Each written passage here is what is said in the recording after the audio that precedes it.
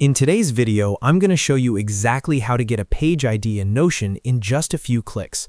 This is a super useful trick if you're working with the Notion API, integrations, automations, or third-party tools that require a page ID instead of just the page name. A lot of beginners get stuck here because Notion doesn't clearly label the page ID, but once you know where to look, it's very easy. I'll walk you through it step by step so you can follow along. And before we jump in, if this video helps you out, make sure to hit the like button and subscribe to the channel for more simple Notion tutorials like this. Alright, let's get started. First, open Notion and navigate to the page where you want to find the page ID. This can be any page in your workspace, whether it's a document, a database page, or even a subpage inside another page.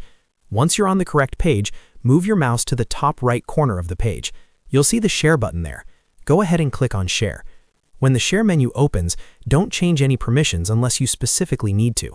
For this tutorial, we're just using it to access the page link.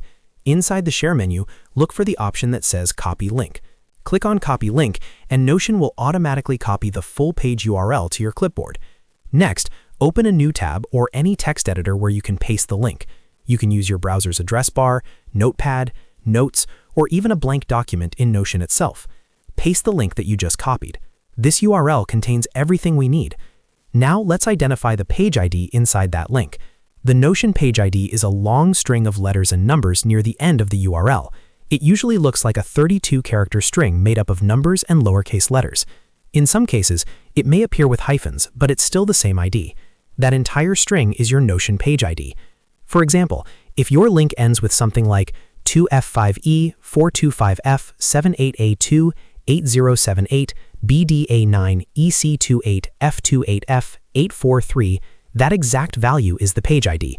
You can now copy just that portion and use it wherever it's required, whether that's in an API request, a script, Zapier, Make, or any other integration that works with Notion.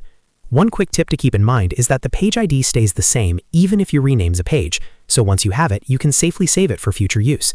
Also, if you're working with private pages, make sure your integration or API token has access to that page. Otherwise, the ID alone won't be enough.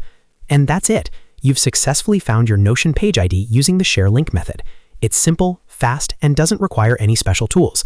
If this tutorial helped you, don't forget to hit the like button, subscribe for more Notion and productivity tutorials, and let me know in the comments what you're building with Notion. Thanks for watching, and I'll see you in the next video.